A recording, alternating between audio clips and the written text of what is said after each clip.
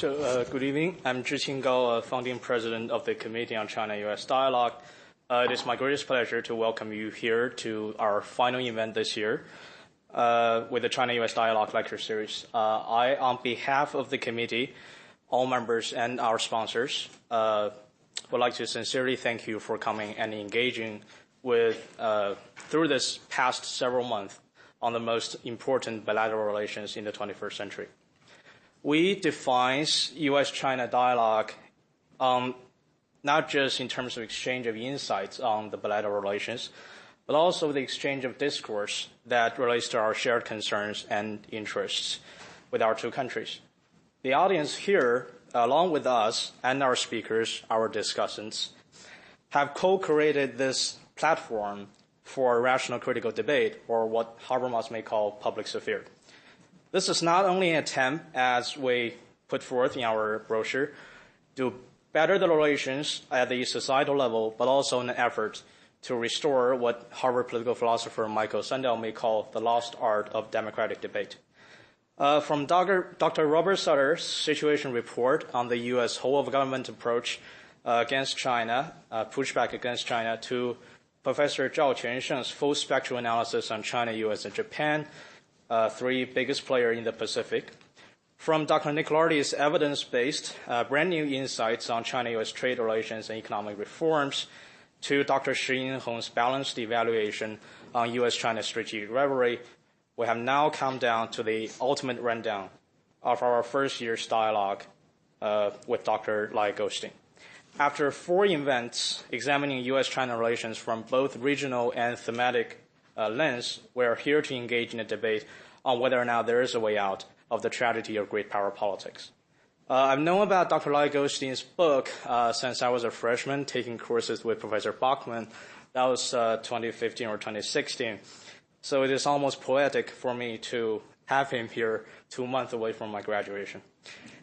Now, before I introduce our speaker, some housekeeping announcements as usual. Please silence your phones and please do not use any devices to record any audio or video of this event with our permission. Please turn out the flashlights of if you want to take photos. As always, views expressed by the speaker do not represent the opinion of the committee or its co-sponsors. During the Q&A, which are highly expected active participation this time, please do not raise any questions irrelevant to the topic of this event. We reserve the right to stop such activities when necessary. So today, for the ultimate dialogue we have this academic year, we are honored to have Dr. Lyle Goldstein with us. Dr. Lyle Goldstein is a professor in the Strategic and Operational Research Department in the U.S. Naval War College in Newport, Rhode Island. He was director of the Naval War College's China Maritime Studies Institute from 2006 to 2011, which was established to improve mutual understanding and maritime cooperation with China. Proficient in Chinese and Russian, Dr. Goldstein has conducted extensive field research in both China and Russia. His research on Chinese foreign policy, defense policy, especially concerning naval development, has been published in China Quarterly, the International Security Journal of Strategic Studies, and U.S. Naval Institute Proceedings. Dr. Goldstein's first book, which compared proliferation crises and focused primarily on Chinese nuclear strategy, was published by Stanford University Press in 2005. He is the co-author of the United States Naval Institute's books, including China's New Nuclear Submarine Force, China's Energy Strategy, the Impact on Beijing's Maritime Policies, and China Goes to Sea, a Maritime Transformation in a Comparative Historical Context. His most recent book, published in 2015, called Meeting China Halfway, How to Defuse the Emerging U.S.-China Rivalry, was published by Georgetown University Press. As an important contribution to the field, Meeting China Halfway remains influential, creative, yet controversial. And today's discussion, adapted from this book's argument and policy proposals, will be the focal point of our debate. Now, without further ado, please join me in welcoming Dr. Lyle Goldstein.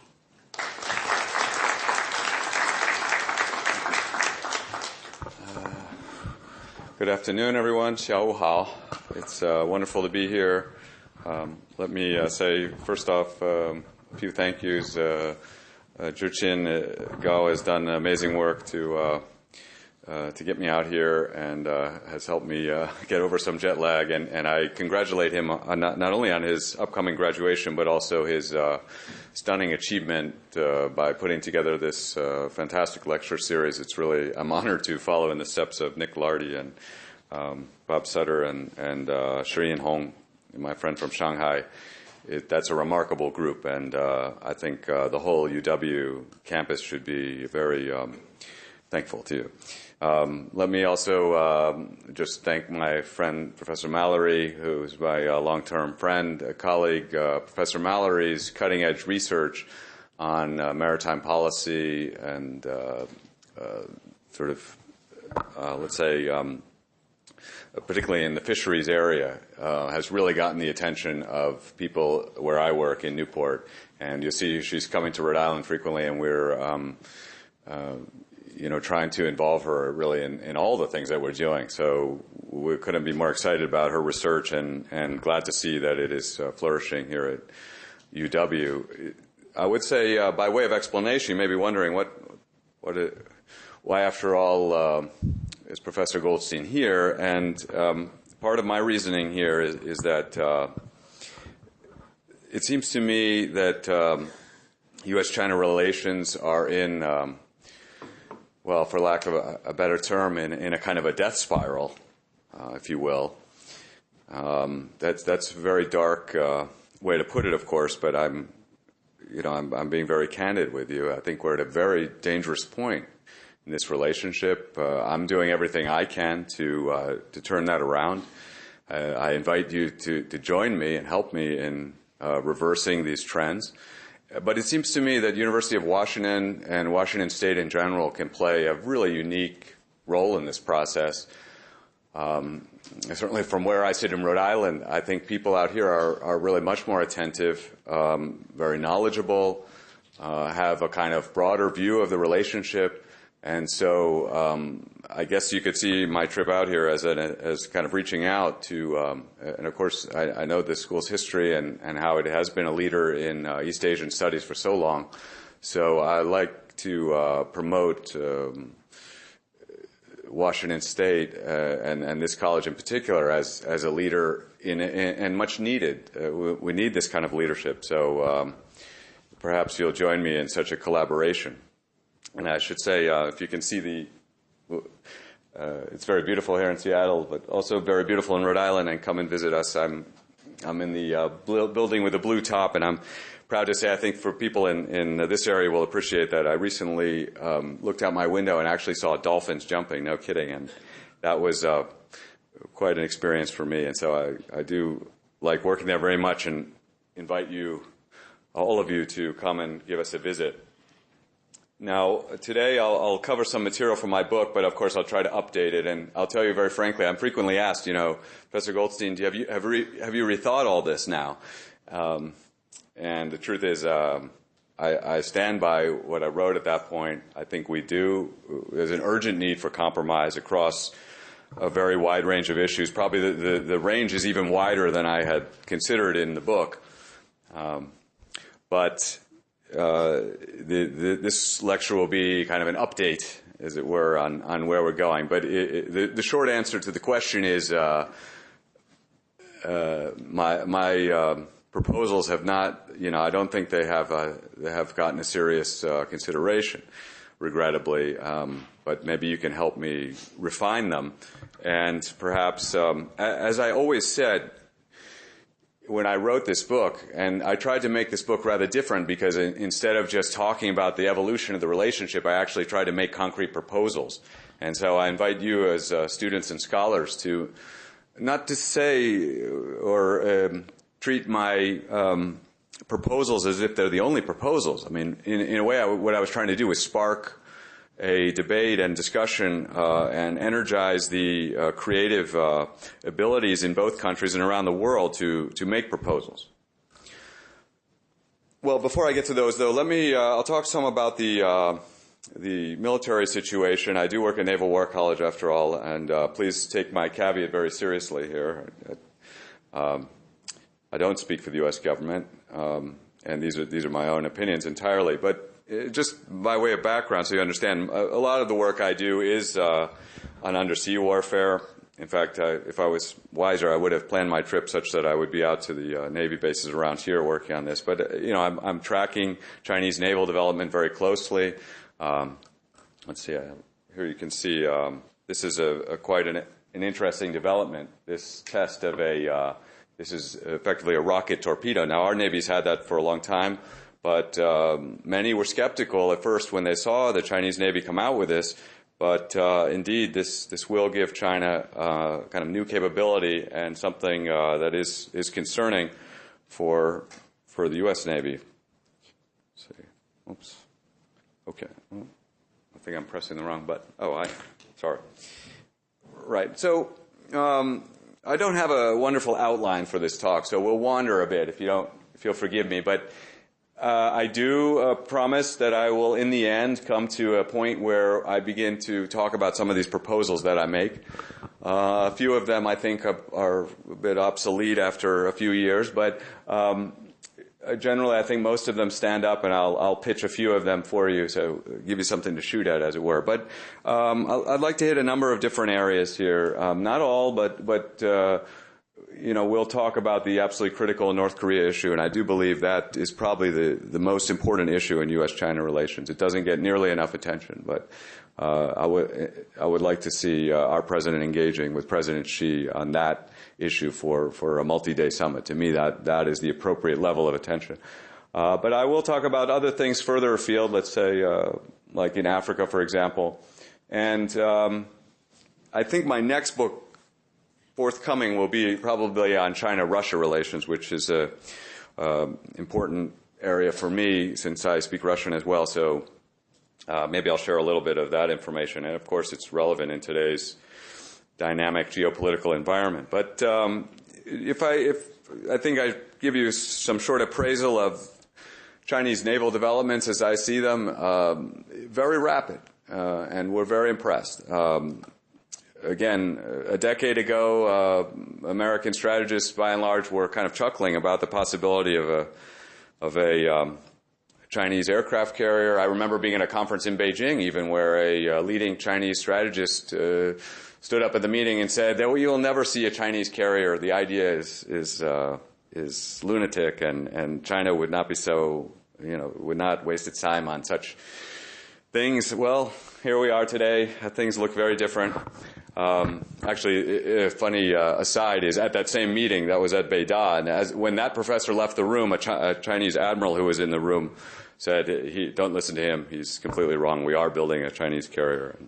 So even at that moment, the point had been corrected. But by and large, we're enormously impressed. This is, I don't think I need to explain to this crowd that this technology, the level of integration that has to take place to operate a carrier successfully is hugely impressive. And I happened to be in Dalian early in the fall and got to behold two Chinese carriers sitting side by side in the dock there. And my goodness, that was an impressive sight. But, more to the point, these aircraft are very capable, on par with the American equivalent. And in fact, I just think there was a report last week that they are practicing a process of what we call in the Navy buddy tanking, which means, it's an ability to have these carrier aircraft go far beyond the range that they could go without tanking. So this is China's moving along steadily here. Now this ship gives us even more concern, actually, and oddly enough, in that same visit to Dalian, I was able to behold this ship that was being outfitted. This is the, some have called it the dreadnought or the Tirpitz or something like that of the modern age, but this is a Type 055. We call it a cruiser because of its size, considerably bigger than most American surface combatants, and has impressive combat capability, including considerably more tubes for launching missiles. So it basically, this ship is able to shoot larger volume of fire, and in the modern naval battlefield, that is actually turns out to be very important. So this is a concern. I believe now 5 or 6 of these are in the water. Now, I said I focus on the submarine force, although this isn't a lecture on the Chinese submarine force, but there is a lot to see. Here's the new Chinese submarine.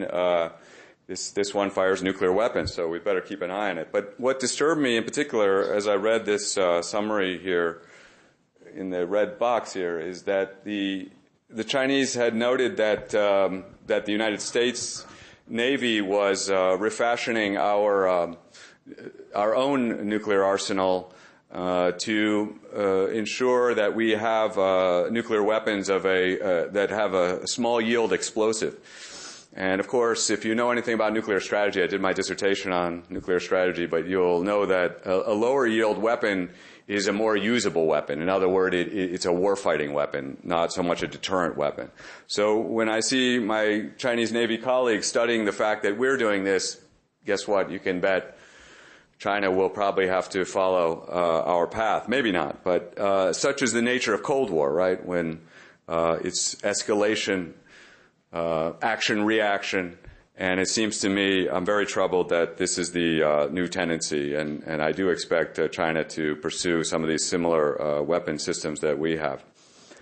One of the most worrying areas, and this is something I'm working on a lot, I have a report that will come out in a couple of months on this issue, and that is the new tendency. We've all seen how robots are flying through the air and delivering weapons of all kinds these days over South Asia and in the Middle East. But now we have this possibility of robotic subs. And let's put it this way, after studying this for a couple of years, I'm convinced that this is a credible claim that came out. I invite you to look at the article in South China Morning Post. This is no joke. Both the United States and China are pursuing not only robotic submarines, but those robotic submarines will be armed. So you may wonder if that we're taking the steps toward some kind of robot war, and I think we can't at all rule that out. But just returning again, and although I work at a military college, I don't want to talk exclusively about military affairs, but I guess the reason why I bring this up is we have to be aware. We have to understand the gravity of the issues that we're discussing. And let's say, I think Hugh White said this a few years back in his wonderful book, The China Choice. He said, if you can't imagine a tragedy, then you may not be able to avoid it. So we have to imagine it, unfortunately. And these weapons are some of the ones giving us the most concern these days. This is a weapon, anti-ship ballistic missile. That's something that's not in the American arsenal, but something that could be, let's put it this way, some commentators have said this weapon could revolutionize naval warfare. So that, you can be sure, is tremendously concerning. And actually this weapon, DF-21D, is now superseded by a weapon with much longer range. And if you're interested in my assessment of the naval balance, I've actually just last year published a piece in China Quarterly, so you can go and have a look at this. But I kind of dissect all aspects of the balance and come to some larger conclusions about the meaning of the naval balance. So you may look in China Quarterly if we want to discuss that. But today we have a much broader task, so let's look further afield. And here you see China's new base in Djibouti, and this graphic is actually extremely helpful. And from what I can tell, the rendering is very faithful to reality, and you can see it's in its dimensions. It's really quite considerable. It does lack for like a major size airfield, so that's, I guess, one drawback. But you may note that this, for those of you who aren't aware, you can see Djibouti, this small country in East Africa. And by the way, the United States has a military base in Djibouti as well, and so do several other countries. And I think that actually partly explains why China decided to set up shop there. But set up they did, and it's quite an ambitious effort, as you can see. And one of the things that I didn't don't have the slides in the deck here, but one of the amazing things about this facility is how deep underground that the Chinese went to assure the, let's say, the security of this facility. And of course, that maybe raises some eyebrows. Again, it looks like almost kind of like a more warfighting posture. But my assessment generally is that China is moving cautiously forward with overseas basing, and let's put it this way: I'm less worried about this than some other people, but I guess there are some cause for concern. We can discuss more, but I have a few other thoughts though on China's activities in Africa that I thought you could find interesting. This is this journal is very prestigious in China, and I think some of the discussion here is quite useful in understanding China's approach in Africa.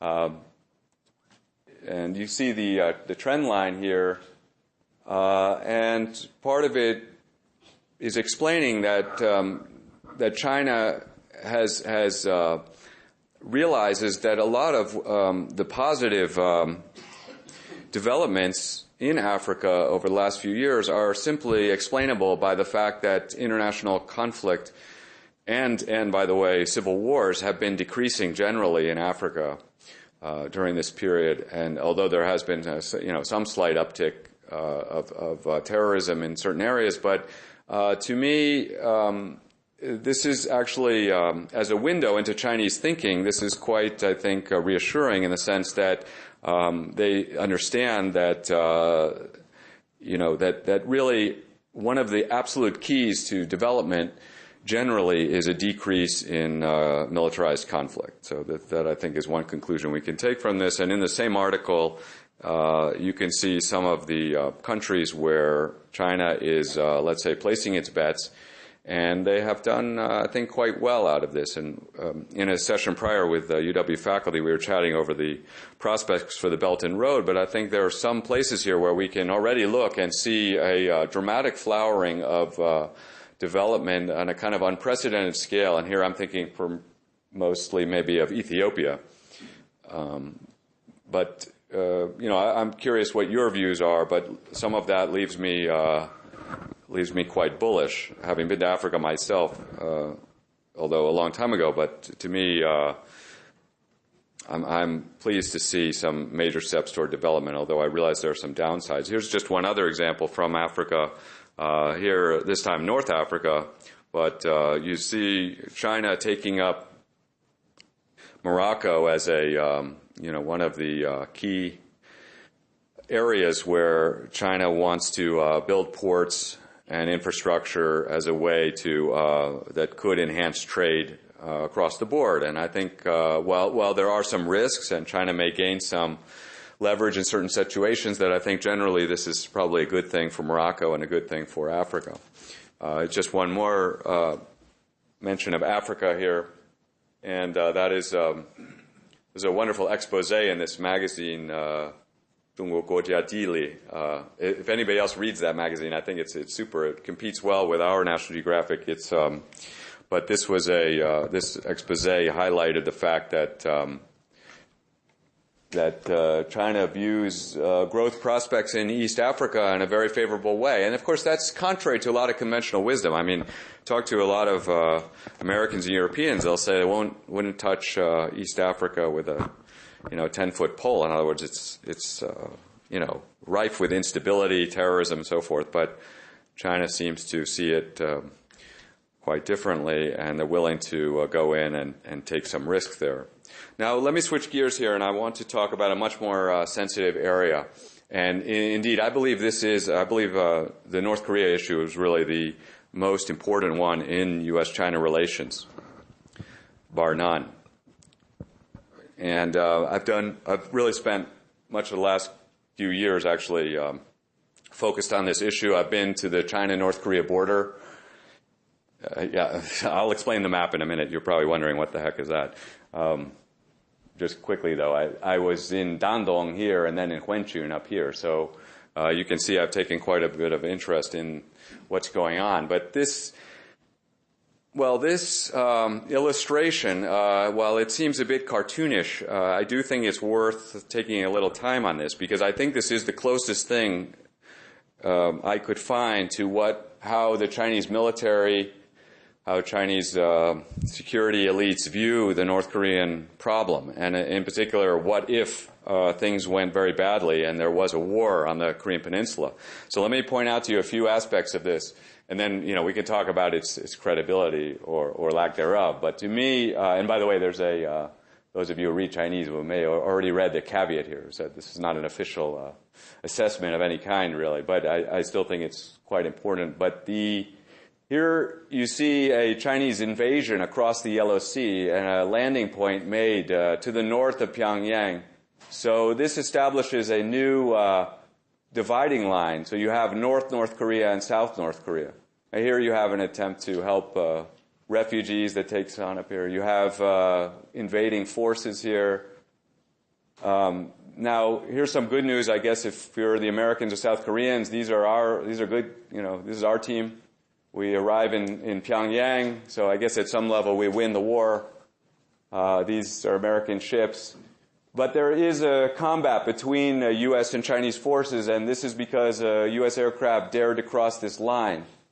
But you see the U.S. pilot, he ejects, he's okay, even after being shot down by a J-20. So, I mean, we can chuckle about this, but there is a degree of seriousness about this. I think it does illustrate many of China's concerns, and may be a reasonably decent forecast for what might happen if, God forbid, that a war did occur. Now, these days, I think, thankfully, we're a bit more relaxed about this than we were a year ago.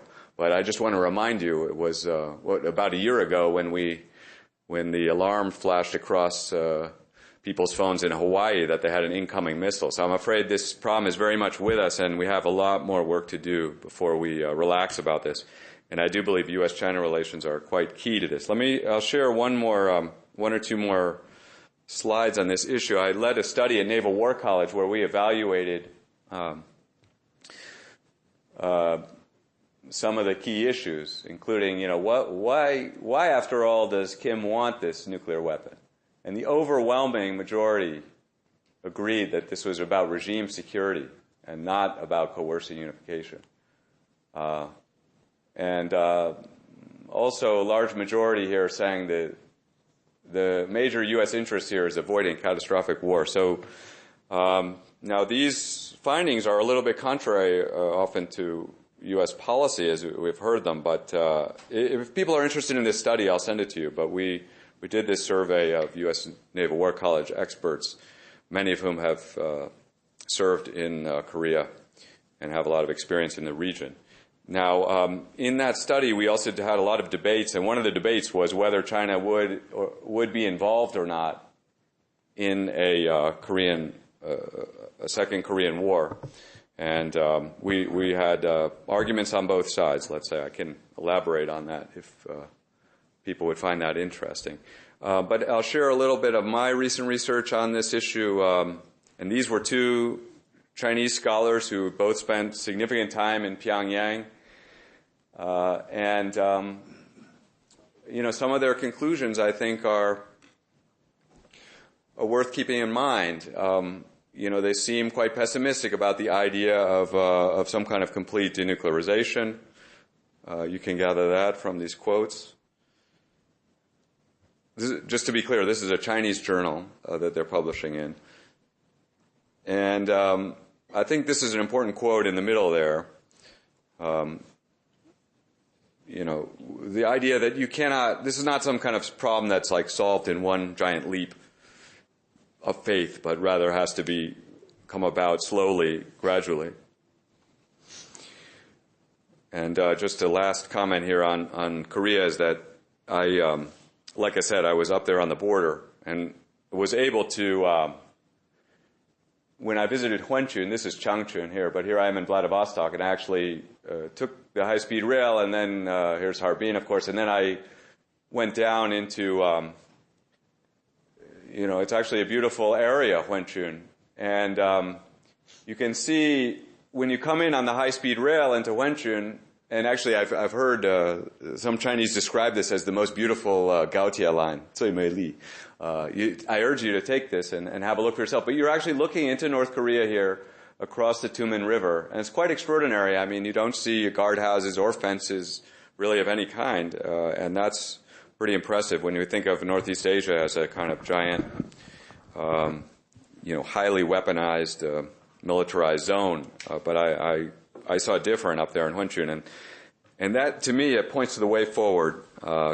And I think China's geoeconomic strategy there could yield dividends. So, of course, I was also I speak Russian and looked at the Russian side of this too. We can talk about that. But let me say a word or two about China-Russian relations. After all, a lot of people are, in the American mind, I think these days we're seeing the Russian and Chinese threats together as analogous and maybe even reinforcing to the degree that we see cooperation between these two giants. Now, I've been to Russia several times in the last few years, and part of what I'm doing is trying to gauge Russian assessments of China. Now, we have some Russian hawks. You can see this guy, Kramshikin is his name.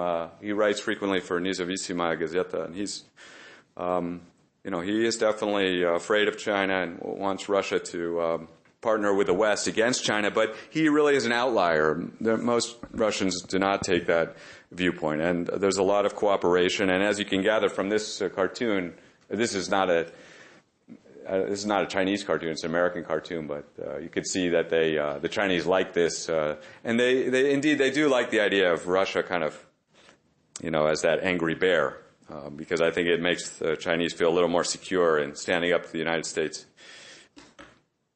But you see, we're seeing a lot of Russia-Chinese cooperation really all across the compass, including in places like Arkhangelsk, where you wouldn't necessarily expect to see that. But indeed, now the Polar Silk Road is part of the, it's officially part of the Silk Road endeavor.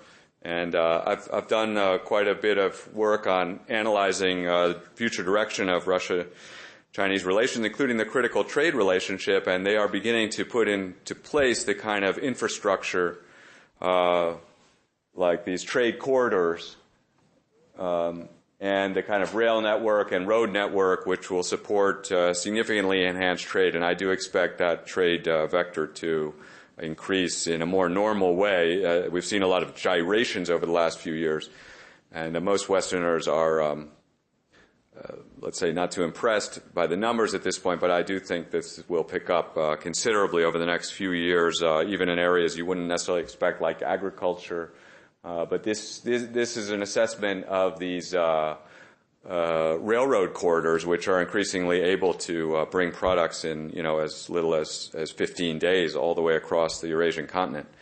It's pretty impressive. But the relationship, of course, goes well beyond economics, and I think, as we talked about in the faculty session earlier, that we have to be concerned, at a certain point, how much are Moscow and Beijing actually coordinating? And this article that was in English, actually, on the Chinese military's website, saying, very clearly that they line up behind Russia on the Syrian. And to me, certainly 5 or 10 years ago, you never would have expected this. Chinese diplomacy much more cautious. So lining up squarely behind Moscow on this, it shows what a kind of different world we're in, and we have to wonder what are the next steps on this.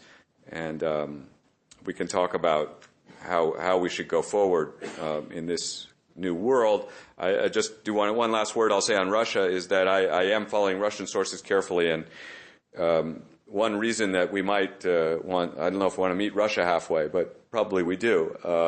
And one reason is that they have some cards to play on North Korea and so forth, and we could use their help. That's true of Afghanistan, of course, for Syria too, and many other places. So the same logic really applies, in my view, to both countries. Now, I did want to make some mention of the South China Sea. This has been, up until recently, really, this has been by far the most tense area of U.S.-China relations. I published this article a few weeks ago talking about some new Chinese capabilities in the area that are a cause for concern. The of course, the news, the major headlines have concerned these giant facilities that have been built up on 3 different reefs in the South China Sea. You can see from this picture just how very extensive they are. It took a lot. I mean, in a way, this really just shows China's technological prowess.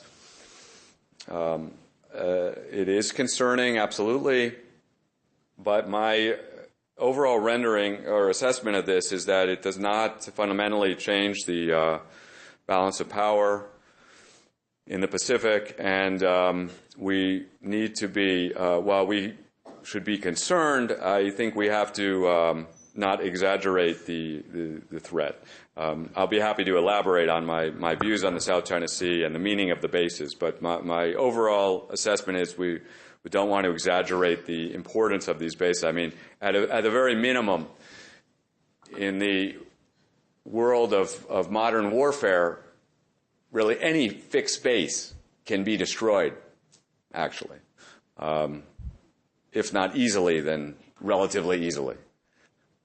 So in warfare, if you want to survive now, you have to be stealthy, you have to be mobile. So in a way, this is a kind of antiquated vision of military power and not something that we should be overly concerned about. What it is a demonstration, of technological prowess and a demonstration of China's, of their, if you will, put crudely, I view it as kind of a political stunt. But I'm happy to debate that with people who might see this very differently, and that's obviously fine. And the debate is useful. But I do show you this graphic here, which, is disturbing in many ways, obviously, for an American to see. But, actually this turns out to be quite accurate in terms of the ranges here. To me, we had better watch this carefully, and I will at the end of my remarks here, I will make some actual suggestions for how we can calm down tensions in the South China Sea. But I mean, let's be very straight here, and I know Admiral Greenert is around here sometimes. I know perhaps you know him. He was recently the head of the U.S. Navy, and I remember watching him give a public lecture, and he was actually attacked for saying, "Why didn't you stop this? You were the head of the U.S. Navy. How come you couldn't stop this?" And the admiral responded that he knew that would entail a war, and so of course he knew that the U.S. was not going to stop that, and that to him was very obvious. And I think we ought to reflect on the kind of dilemma a person like that is in such circumstances. I think I want to just underline again the gravity of this situation, partly inflamed by tensions over the South China Sea, and I think there's blame to go all around, really, not just China, but also the U.S., but I think China also in this, as I called it, a kind of publicity stunt, is deserving of some blame. But just to remind you, to underline how delicate this relationship is, that in January 2017, just after the Trump administration had come into office, that after, I guess we can call him a spicy, went on television to announce that the U.S. would actually try to interdict supplies into these bases, that not long after that, and by the way, this is right after the famous phone call on Taiwan between President-elect Trump and Tsai Ing-wen, that China was visibly brandishing DF-41s, which is the new intercontinental ballistic missile, and the fact that you could find aim points on New York City and kind of simulations for radiation clouds following a Chinese nuclear attack.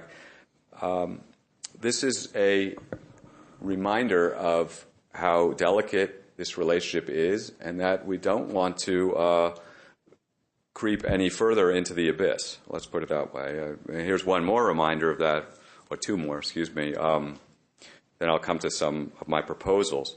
But here's a curious article entitled "The Layout of the Atlantic Strategy," right? Daxiang, 大西洋战略. Wow, you folks look out in the Pacific. I look out in the Atlantic, though, I'll tell you.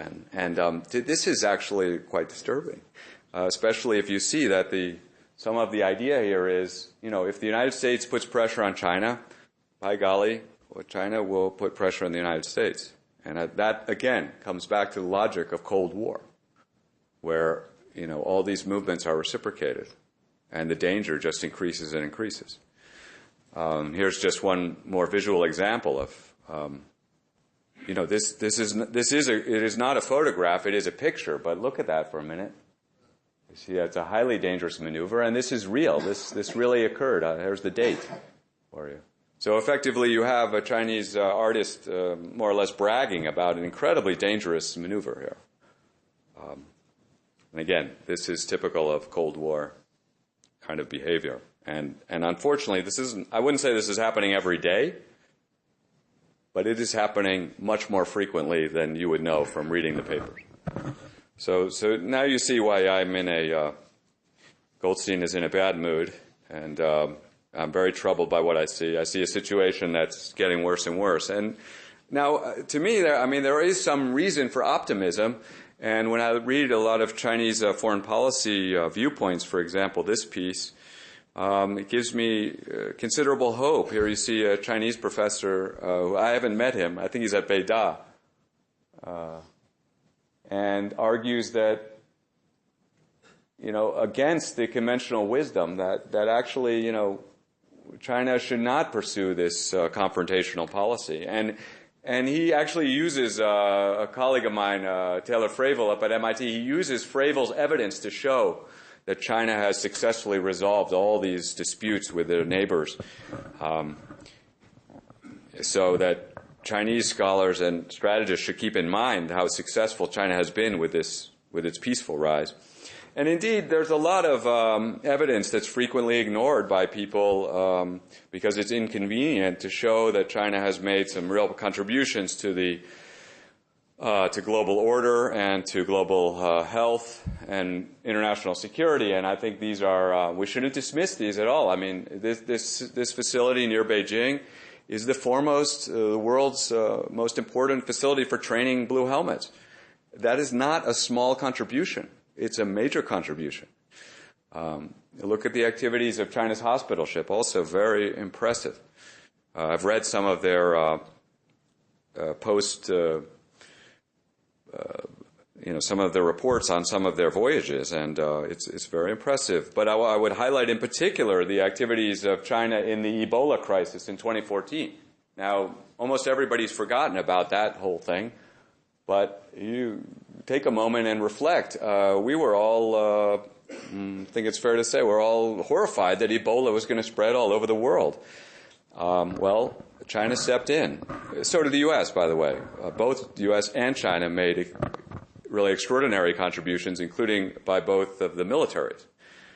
China went in and set up several clinics in Sierra Leone and Liberia also. And by the way, think about it. Ask yourself if you would be willing to go into a hot situation with the Ebola virus and set up a public health clinic to deal with the casualties. Okay, that is not sort of a casual maneuver. I remember when President Obama ordered our military forces into that situation, and a lot of people were raising their hands going, we are not in this business, and that's not what I signed up to do, and so forth. So, I mean, anyway, this is a very good example. We should reflect on it. All right, I think I've got a few minutes left, and I'll just wrap up by throwing out some proposals here, and forgive me for going a little quickly here, but I want to leave plenty of time for discussion. But so the general approach in my book was to propose a series of spirals, and frankly, it's quite intuitive, but it does correspond to basic social science, political psychology precepts, that the idea is you cannot kind of leap into this grand bargain, but rather have to go step by step through and start to enable trust over time.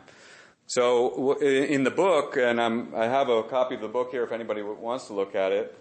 And by the way, I don't see a dime from any book sales. As a public official, I had to sign that I don't take any any profit from the book. But so each chapter has one of these spirals in it, and so I think I'll show you 5 of them, but I have the rest of the spirals in the deck if you're curious. Well, maybe you can read this. I was thinking most of the time when I put up this graphic, they're very hard to read, but because it's a little small. But I'll just highlight one move. When we talk about the delicate Taiwan issue, which once again is on the front burner, and some of the compromises, and I'm happy to discuss any of these measures, but one of the compromise outlined in the red ellipse there, the idea that the United States would close the military office of the at AIT, which is basically the U.S. embassy, more or less, on Taiwan. And China could reciprocate by pulling back those missile batteries, which are so, cause a lot of anxiety on the island. I think that is not a major ask on either side, and I think we could progress in this kind of step-by-step alteration of the status quo, which after all is very dangerous. I mean, as we're learning, I think many of us had sort of forgotten about Taiwan, or at least thought the problem was, if not solved, but rather permanently contained. And of course it's not at all. And we need to reach much further. And that will involve some tough questions and tough movements. Now, we can't leap all the way into some kind of final status agreement. That's not realistic. But step by step, we can move there. I think we can do it. Oops, excuse me. What about climate change and the environment? Along with North Korea, I would put this as the number 2 issue in U.S.-China relations. I'm glad the Obama administration put a real priority on this. I think that is correct. But by the way, if we poison U.S.-China relations totally with trade missteps and tariffs and Huawei scandals and this and that, are we going to find a China that's receptive to proposals on climate change? I don't think so. I think China will be very hostile and suspicious and unwilling to make the kind of commitments that would be important. And here the holy grail, of course, is a verification procedure. The very idea of verification is, I think, probably quite horrifying to most Chinese, or at least Chinese officials. But, I mean, how can we seriously talk about carbon emissions mitigation if we're not willing to verify what those cuts are? So we need to get there. How do we get there? It's a quick question for all of us. How about this delicate relationship? And I put this movie poster up because if you haven't seen it, you should. We should all know what happened back then and be aware of the history. If you don't know who John Rabe is, you should. But to me, we cannot put history aside. We have to approach history up front, realize it is part of the relationship, and it badly needs some kind of needs to be addressed. I would like to see a Japanese prime minister go to Nanjing. I don't think it's so crazy.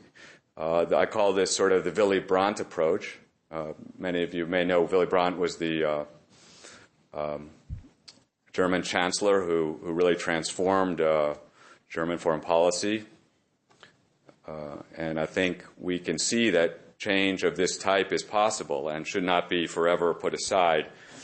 And yes, I think China could alter a lot of its policies, its hardline policies, in a ways that Japan would like. But I think we have to treat the historical issue if we're going to move forward fundamentally. By the way, I'm very encouraged what I've seen in China-Japan relations since 2014. I think there are some positive steps, which shows that pragmatism reigns in the relationship.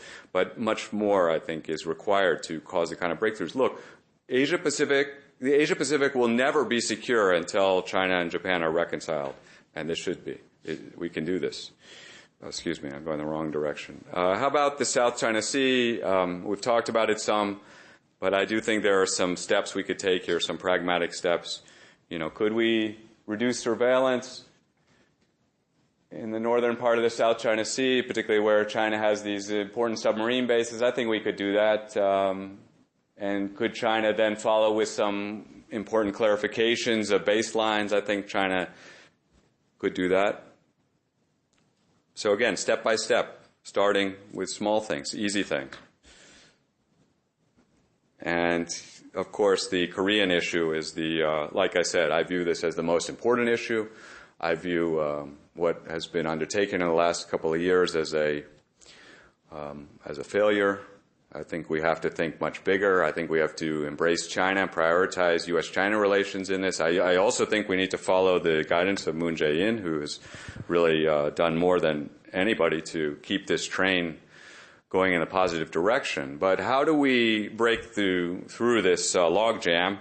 It will be very difficult. It will involve some thinking in ways that we haven't thought before. And this partly would involve putting some carrots on the table, which we've been unwilling to consider. But we'd only do this as part of a reciprocal process, so the U.S. would come out of this also better off. So it would be a win-win-win-win-win-win, in my estimation. And another counterintuitive part of this, although also is, and this is a bit odd, and please feel free to challenge me on this, but my view is that one of the reasons that North Korea leans so heavily on that part of the stool, that nuclear leg, is that North Korea is so fundamentally weak, and it doesn't feel that China has its back. Its conventional forces are very weak. So all it has is nuclear weapons. That's it. Well, we need to change that dynamic. If you can change that dynamic, you can begin to consider how North Korea might, if not disarm completely, how it might disarm at least to some extent. And I think we'll all be better off for that. So I'm happy to walk you through any of these spirals. I've got 5 more I didn't show you. But my real challenge to you, especially the young people out there, be creative, think big, develop your own spirals. Let's talk not just how we, I'm constantly asked, Professor Goldstein, how do we deter China? How do we deter Russia? What are the steps that we can take to keep them in the box that they're in, or so forth? And to me, while we do need some of that thinking, we need to do much more on the side of how can we cooperate, how can we move these difficult situations forward in a search for solutions. So let me end there, and I'll appreciate the comments of the other faculty assembled here, and we can have a discussion. Thank you.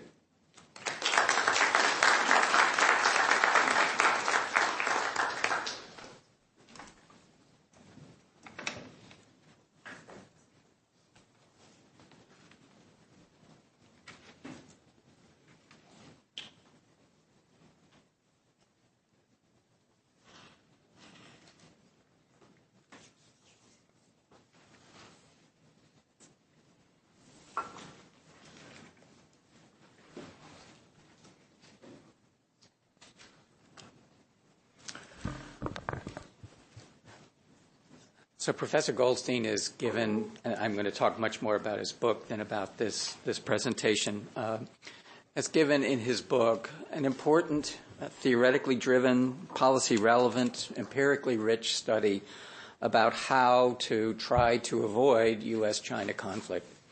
And I'm deeply sympathetic to that approach in most cases.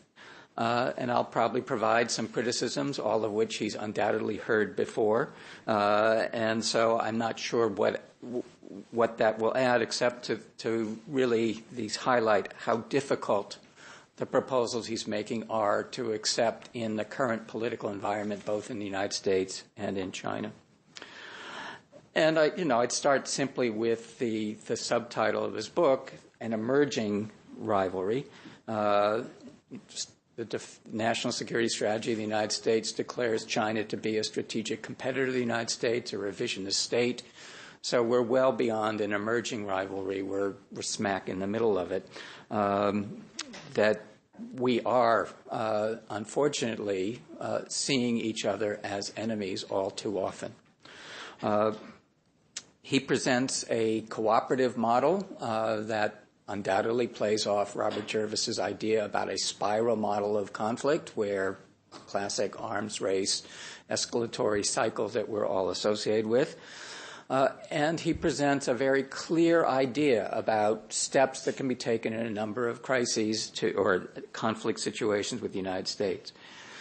The one problem here is that the logic behind this is essentially a functionalist logic, that to avoid conflict, we must do X. Such as arguments Americans make about, to be an innovative society, China must free up the internet to allow greater freedom of thought. The idea is there is a functional imperative that is necessary to be fulfilled to avoid a certain state. But much of social science has shown that functional imperatives often don't prevail in actual politics, that political logics dominate as opposed to functional logics. Or to put it more facetiously, and Winston Churchill's famous quip, that the Americans will do the right thing after they've tried everything else. So maybe we'll get to the functionalist logic, but maybe it's after we've exhausted all the alternatives. One of the fundamental problems, and where I do have a major disagreement, is I don't think any of these particular issues are at the heart of the U.S.-China rivalry. I think that North Korea, yes, is important, Taiwan, South China Sea, everything else. But the real problem is about national identities of the United States and the PRC. Both see themselves as exceptional. Both would, by agreeing to meet each other halfway, would be impinging on their senses of exceptionalism. And it's not clear to me but it's certainly clear that this administration is not prepared to compromise on its sense of exceptionalism. So I take essentially a constructivist view of the nature of the conflict here and see this much more rooted in national identities, national understandings of themselves, and each one's respective sense of what it sees as right in the world, what it sees as appropriate in the world, and getting at that is much more difficult than the already very difficult kinds of spirals that Professor Goldstein sees us getting out. The approach focuses on U.S.-China interactions, but it ignores the domestic politics of each side. Right, so that we've got two players interacting in ways that Robert Axelrod and others have talked about how we build cooperation. But this also ignores that much of international negotiation, international interaction is what Robert Putnam has called a two-level game, that the domestic politics of each country will affect making of compromises, of negotiating positions, and so on. And so without that domestic politics component in this, it's fine to posit these things, but how we get an actual politics that leads us to them is more difficult. As well, prospect theory in international relations or social psychology leads us to believe that there's a greater willingness to take greater risks if you fear you're going to lose. So that if you will be put in the domain of loss, if you're going to lose, control over this, that, or the other thing, then the inclination of human beings is to take greater risks, to hold on to what you've got to prevent there being a loss. That, too, doesn't factor into this approach.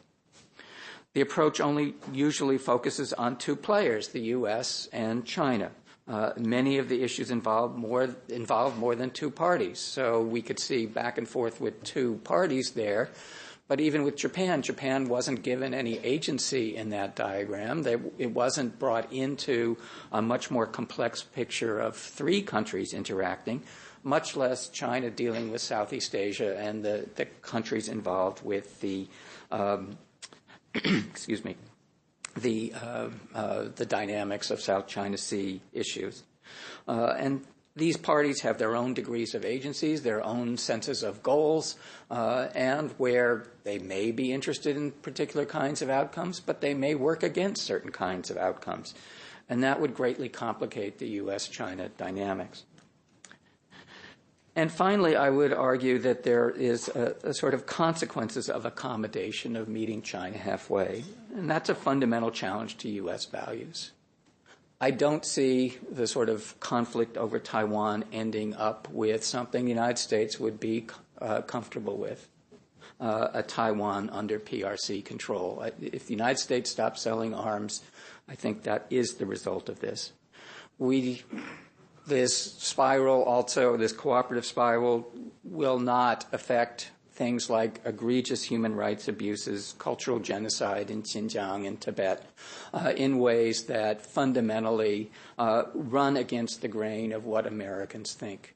And that's a real problem here. How do you build cooperation when others see, or the mass public in the United States, or at least the informed public, sees fundamental problems in the way that China runs its country, ones that fundamentally are difficult for us to abide by, and that continue to poison attitudes towards the PRC and towards the CCP government. And in that sense, it's going to be even harder than he suggests to try and get out of the spiral. Thank you.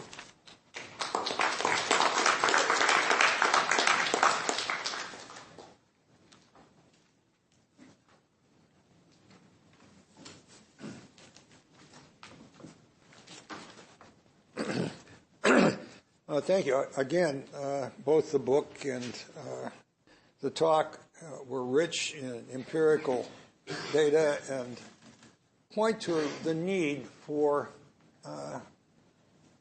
compromise on both sides.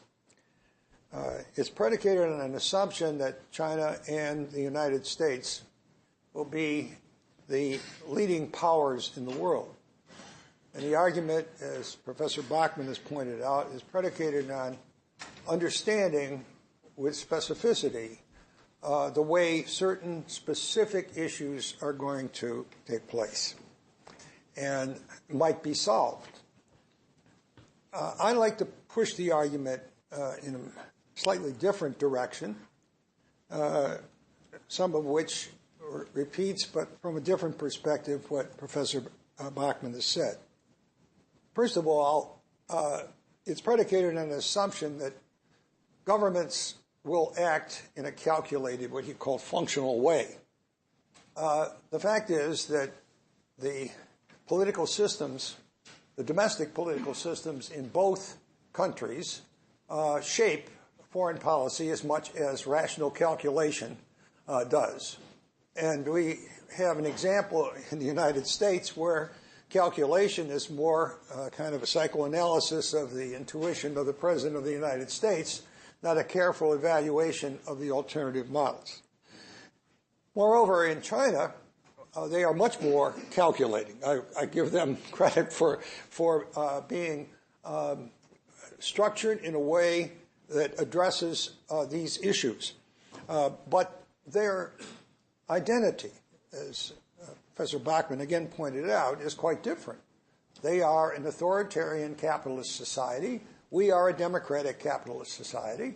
And that's very different.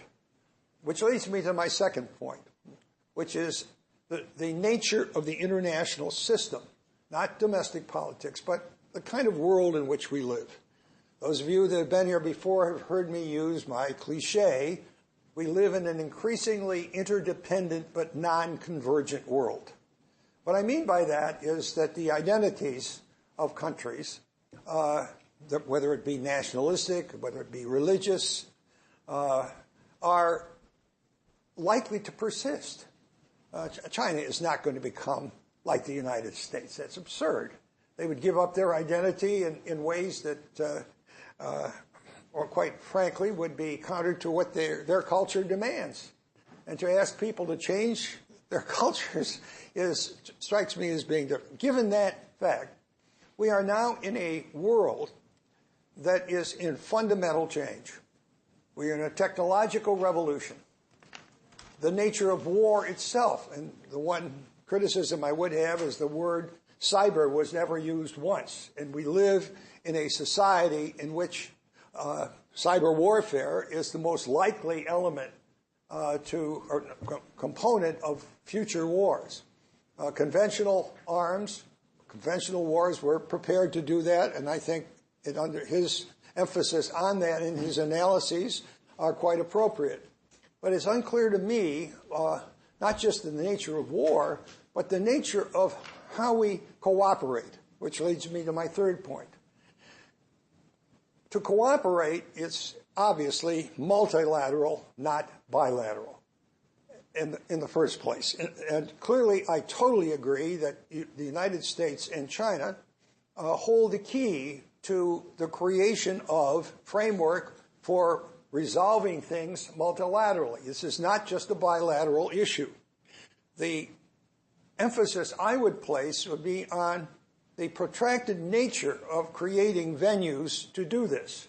The only time people in Washington, and particularly, but I would argue in most countries, including China, think beyond the present is after a huge war. When somebody wins, somebody loses, and people can impose their ideas on what's going on. Unless we have a hegemonic war, it's going to be very difficult to create venues in which to cooperate.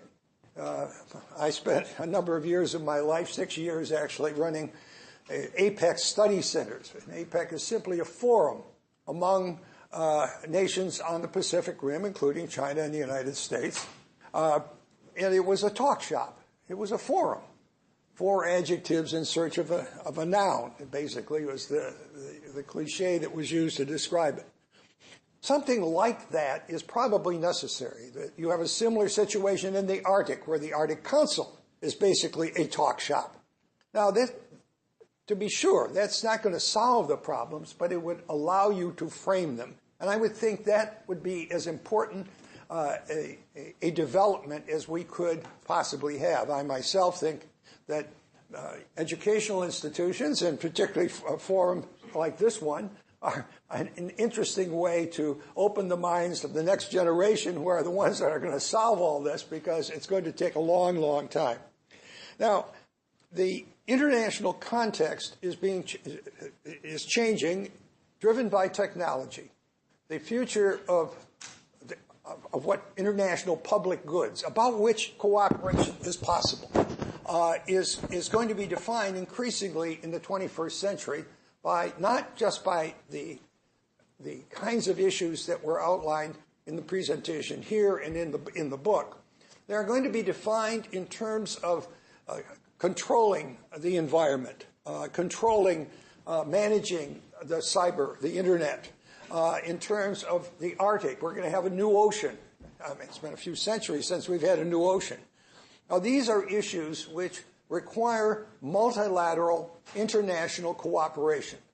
And instead of emphasizing so much the existing issues that persist, as he's done, I think, very, very well, I would argue that the prospects for cooperation would be defining international public goods that transcend some of these issues, so that then you can move on to deal with the historically rooted geographic issues. In short, I think that the context within which the relations between China and the United States and China and the world are best solved in the long term, but by focusing on issues that are not necessarily even military, but are really focused on issues that are truly international in nature and not a legacy from the past. How the issues of the legacy of the past persist, whether North Korea, for example, remains a nuclear power, is a separate issue. But even that issue, if we nod and say, okay, stay a nuclear power, what does this mean for the Middle East? After all, the Pakistan nuclear weapon was called initially the Islamic bomb.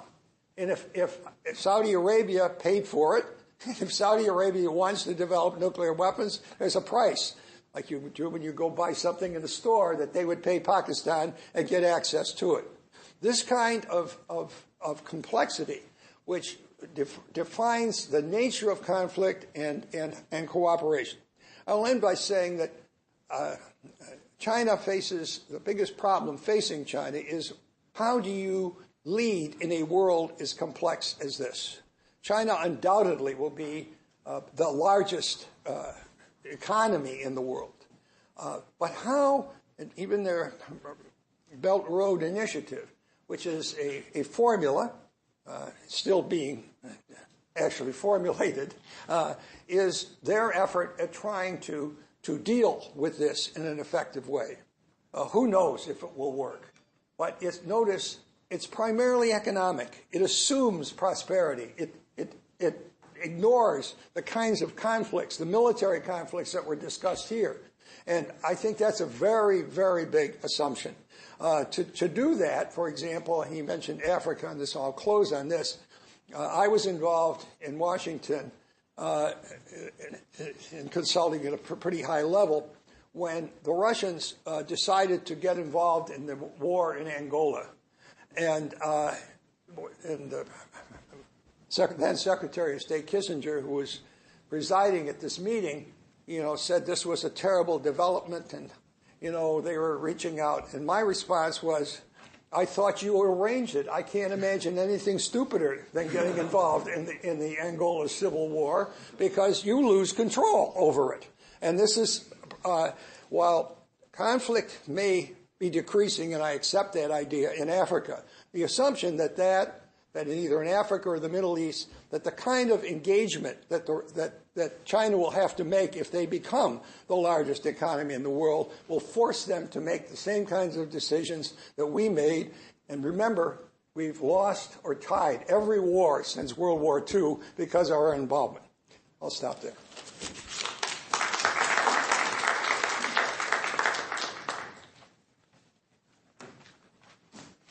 Good afternoon. So I want to thank Lyle for coming out to Seattle to speak with us. And I also appreciate your remarks about Seattle being a really important city to deal with China, Washington State in general. This is very true. And I also want to add that I'd like to call Seattle an ocean city, too. We do have, Lyle was talking about the maritime aspect of his work, and I like to think that Seattle has a lot of complementary features, combined with your focus on more of the naval issues out in Newport. But, our university here has great programs on fisheries, on oceans. Professor Hellmann spoke about the Arctic. We have an Arctic Studies Center here in the Jackson School, and there's some work in the Oceanography School. We have, a really interesting innovative port project, some indigenous fisheries projects going on, and studies of their management systems. So I want to, it's a really interesting intersection, I think, of both China and oceans here, which is something that I'm very excited about. I also want to say that we have known each other for a while. I've learned a lot from your research methods, and that brings me to the first point I want to make about your talk, which is on your methodology. It's kind of a bit of a different point from what the other discussant said, but we have a lot of students in the audience here, and I want to draw attention to how Lyle does a lot of his research, which is kind of different from, I think, what some other scholars do. And, in political science, we have this move away from kind of qualitative research towards more quantitative, models and data. And, I think the methodology that Lyle uses, reading original sources in original languages, not only in Chinese but Russian, two of the hardest languages in the world, that is really important work. And I encourage, the students in the room to adopt some of this methodology. If you're studying other languages, it's really important to understand how other countries think. And I think Lyle did a really great job, kind of pulling out, some of the quotes from some of the articles he's read and really using that to give us a picture of, how some of these other countries are thinking, and that really affects U.S. relationships with these countries. Another point I want to make is about the importance of communication. So Lyle opened up his discussion with talking about some of the naval advances that China is making, and he also, towards the end, talked about some of the Cold War-style calculations that are happening on both sides. And it got me thinking about the importance of communication. And in the first 10 years of the 2000s, both the U.S. and China were calling for better communication, particularly on the military front. And we actually did succeed in getting that. By the kind of like the middle to end of the Obama administration, in 2016, I met with some people from PACOM, which is now Indo-PACOM, and some of the leadership there was saying, we've really made a lot of progress in talking with China about, naval issues. And unfortunately, a lot of that has been rolled back now. And it's really important to keep the lines of communication open. And this is not just in terms of our military, but also in terms of our academic exchanges, some of our government exchanges. I mentioned this to you earlier today, but there's an annual conference at the China Maritime Studies Institute at the U.S. Naval War College that in the past would invite Chinese counterparts to. And I was just in China recently, and one of the scholars from the China Academy of Social Sciences was asking me, why is the China Maritime Studies Institute not inviting us anymore to their conferences? There's also an issue with denial of visas on both sides. There was recently a conference at the Carter Center in Atlanta to commemorate the 40th anniversary of normalization of U.S.-China relations, and a very well-known Chinese scholar of U.S.-China relations was denied a visa. And this is someone who's very positive on the U.S. And those are the types of people we want coming to the United States. We don't want to alienate those people. So those are some issues that I think are somewhat worrisome in our relationship, those communication breakdowns. And, Professor Hellmann talked about the issue of, some of these venues being talk shops. And I think that's true. I've been to a lot of these dialogues where, especially in the maritime security realm, both sides are just kind of talking about freedom of navigation operations over and over again. So I do think you can, in the formal sessions, hit some brick walls, but a lot of the informal discussion that goes on the sidelines at the lunches, at the dinners, that kind of communication is really important. So I think we need to keep that up. Another point, I want to talk a little bit about what you said about African development, and just comment that I've also made similar comments to people that the U.S., especially commercial interests, are really ignoring Africa. It's true the economic growth there is huge. The base is low, but still there are a lot of economic opportunities, and the U.S. companies aren't really there. And I think it's just not in their calculation as being profitable to be there, but I think there are a lot of missed opportunities. So again, for the students in the room, there's a lot going on in Africa that I think is interesting.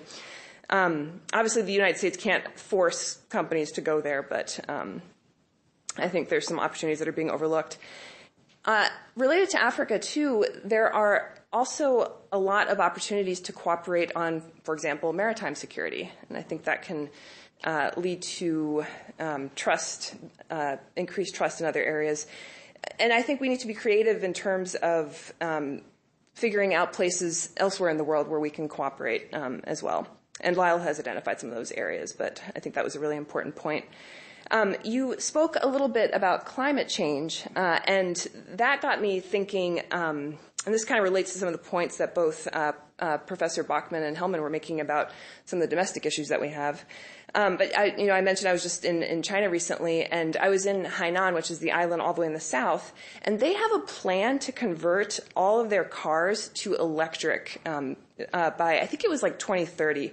And obviously there's a lot of questions about what the source of that electricity is. Is it coal, powered plants? But, I think the point is, for the United States, the writing is on the wall in terms of the carbon economy. It's going to be a really big future security issue for us.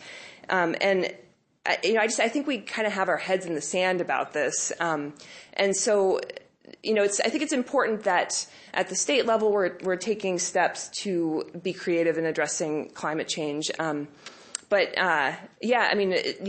has a lot of innovative ideas about that that I think we should be thinking about. And I guess I kind of want to underscore the point that both Professor Hellmann and Bachman were making about domestic issues. And I think our current U.S. administration, is trying to distract the citizenry from some of these really hard domestic issues that we have, particularly in the economic area. And so we see some of this, kind of strange foreign policy because of it. But I think that's very dangerous. So I want to end on I think I'll take the opportunity of being the last discussant to ask you kind of a provocative question. So we have a connection over maritime issues, and I'm going to play devil's advocate here because I think we agree a lot that some of the hard security issues that we see in maritime affairs kind of take precedence, take up a lot of the bandwidth, and we do need a lot more work on the non-traditional security issues, like fisheries, that can really help our relationship. And I appreciate your positive, constructive tone on U.S.-China relations. I think that's very important. I kind of have a similar attitude. But, recently there have been a lot of, as Professor Bachman just characterized it, many people are seeing this relationship as one of enemies now. And there's this, new approach to China that people are talking about. And there are a lot of, examples of this that we've, already discussed about. In my own work, I see people complaining about not sharing, fisheries data, for example. And when I was just in China, I was going to give a presentation and talk about how U.S. and China can cooperate in areas of oceanography, fisheries. And the night before my talk, there was a Wall Street Journal article that came out that showed evidence of state-sponsored hacking from the Chinese of the University of Washington oceanography program. So it was like, darn it, this doesn't help. So I guess my question for you, the provocative question is, what is your canary in the coal mine? I mean, you are consistently very positive on the relationship, but when do you get to the point where you're like, okay, this just doesn't bode well for the relationship? What would the signs for you be that the relationship is really taking an irreversible downturn? Okay, thank you.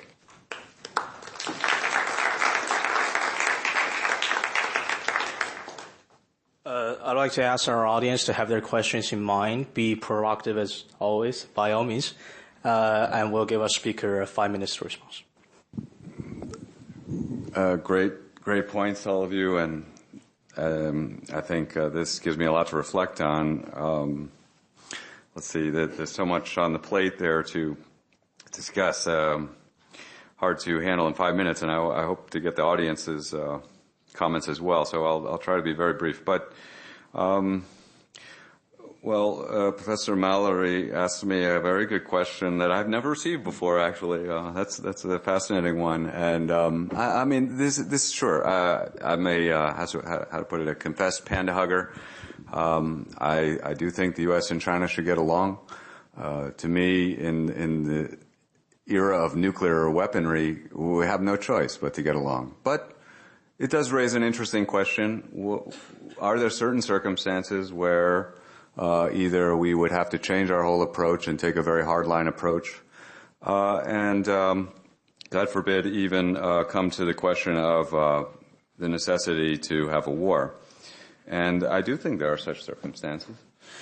And actually, I do lay that out in the book. I say that in the final chapter, I say that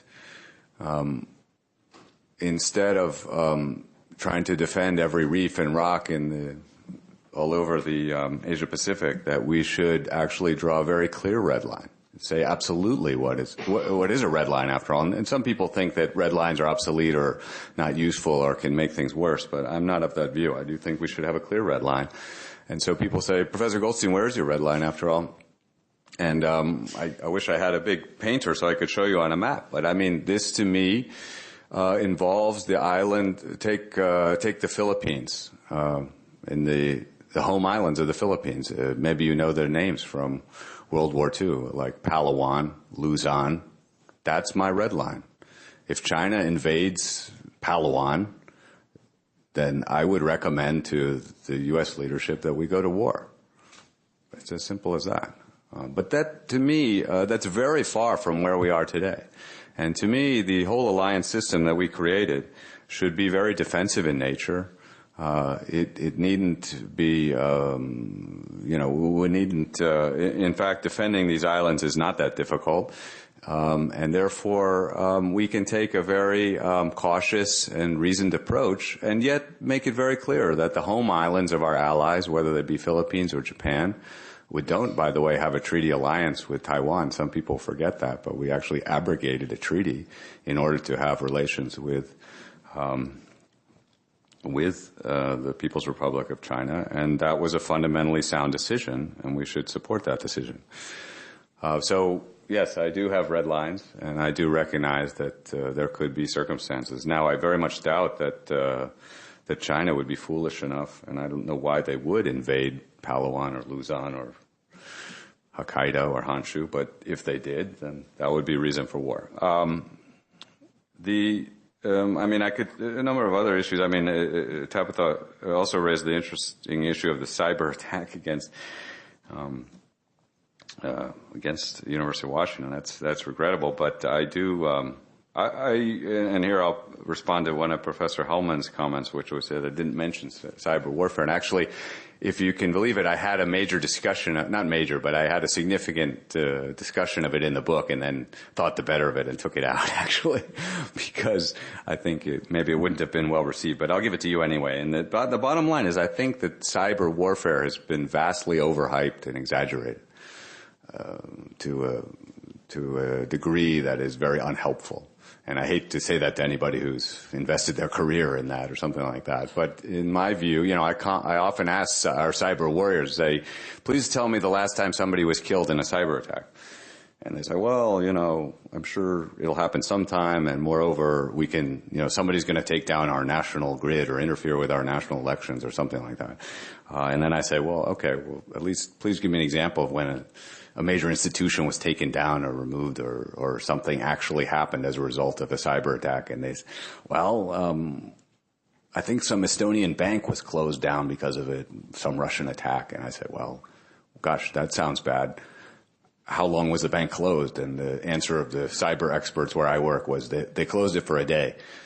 And I said, well, golly, if I owned a bank, I would be very concerned about this, but otherwise I'm not so concerned. I think some of the other examples, think about them for a minute. The other big example is North Korea hacked into Sony and got some data on salaries and spread some bad information. Again, in the scope of things, that's kind of laughable. And, I'm somebody who studies cruise missiles and torpedoes for a living generally, and, when a torpedo hits a ship, you can be very sure that people are going to die, a lot of people, and in a very nasty way. That's very different from it. So, I'm sorry, but I'm not ready to sign on. And moreover, when you look at these incidents of cyber attacks, if you actually go through the details, you find most commonly all the, quote, expert commentators who are outraged about it and who are in a major tizzy happen to be the same consultants that are enjoying very fat contracts in D.C. from the next set of cyber consultants. So forgive me for being a little flippant on the issue, but look, it's an issue. I don't deny it's an issue, but I don't think it should be. It doesn't make my top 10 of U.S.-China relations. I fundamentally agree with Professor Hellmann's view that we should focus on public goods, and that is a terrific way to go forward, and that's one reason I put emphasis on the good that was done in Ebola. I'll just throw one other on the plate, which is China's, I think I mentioned peacekeeping briefly, but did you know Chinese peacekeeping troops are in Lebanon and Sudan? These are places that, Congo, these are very tough places to be. So we should commend China for undertaking those missions. And actually, my understanding is China is willing and able to do a lot more, but it's resistant because they don't want to be seen as overbearing, which is reasonable, and I think shows good restraint on China's part. Now, Professor Bachman makes a series of good critiques, and he's right that I've heard many of them before. Indeed, look, all negotiations are by nature complicated by the fact that there are many actors involved, so my book does involve a certain simplification. But I do hold that, I'm not an expert on Japan, and I know we have some very esteemed experts here, but to me, the United States has a very large influence on Japan. And it goes the other way, too, but I do believe if we coaxed Japan in the proper direction, that I think we would be well served. From my observation, it's more the coaxing seems to go in the other direction, and I think it's very important for Americans to reflect on the fact that our national security interests are not the sum of all the interests of our allies. We don't just go around and say, okay, Singapore, what do you want? Malaysia, what do you want? Vietnam, what do you want? Israel, what do you want? And then add them all up, and that equals U.S. national security interests. No, there's a very wrong-headed way of going about it. In fact, as somebody who works in the U.S. government, actually, unfortunately, I see this every day. This is actually how it often works, and that's very wrong-headed. And we should develop our own set of interests, and then we should, if not dictate our will, but we are by far the most powerful in this situation. We just have to think through these problems. And that gets to the more fundamental issue that Professor Bachman raised, which is, Professor Goldstein may say these nice things, but it'll never work out. That's just not how politics works, because somehow domestic politics make these goals impossible. But to me, that's a kind of how to put it. We may disagree on the role of scholars. Is the role of scholars simply to describe what's going on in the world as we see it, or is the role of scholar to point the way forward? And I would suggest we need both. And to me, we begin by having a serious unfortunately, it's all too rare that actually scholars put forward concrete proposals. So that's really where my work, I've tried to say something different. And I fully realize, that most of my proposals will not be, could be rejected, but could they still have an influence somehow? I think it's possible. Well, I probably shouldn't make my last remark here. I think we'll have some more questions, but on the issue of our values, well, I guess we have a very different view of U.S. foreign policy. In my view, we've had kind of sad attempts to impose our values on the world, and more often these have ended up in tragedy recently than in anything good. After all, the U.S. media has now become quite obsessed with Xinjiang, a very distant place, but you wonder, in all those articles about Xinjiang, you won't see a single bit of reflection on the U.S. war in Afghanistan that's going on right next door. And I dare say, from a human rights perspective, I'm not sure which is really worse situation. So, I'm very reluctant as an American, but I don't think American foreign policy should be focused on sort of pointing our finger here and there at all the evils in the world, but rather we should focus on correcting our own human rights problems at home, which are very, very substantial. You don't have to look very far to see those kind of problems. And, the way we lift up human rights around the world is by perfecting our own society here at home, which, as we all know, we have a long way to go. So I'll close my response there, and then hope for some more great questions. But I do thank the panel very much for the very solid critiques. We have two microphones down here. Please address your question briefly, and we'll gather like 2 to 3 at once and have the speaker response.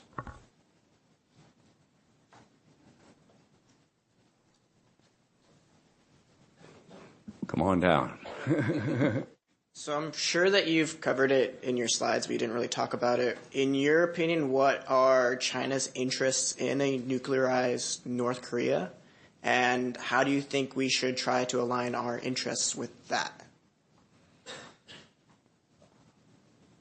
Well, the short answer to your question is it's complicated. There are some Chinese that are indeed some Chinese experts have sort of come to the assessment that, as I showed you on the screen, that North Korea is unlikely to disarm, and they think we need to work within that reality. A very famous Chinese strategist, Yan Shuitong, put it this way. He said, we have a choice. China has a choice between a nuclear-armed North Korea that's a friend and a nuclear-armed North Korea that's an enemy.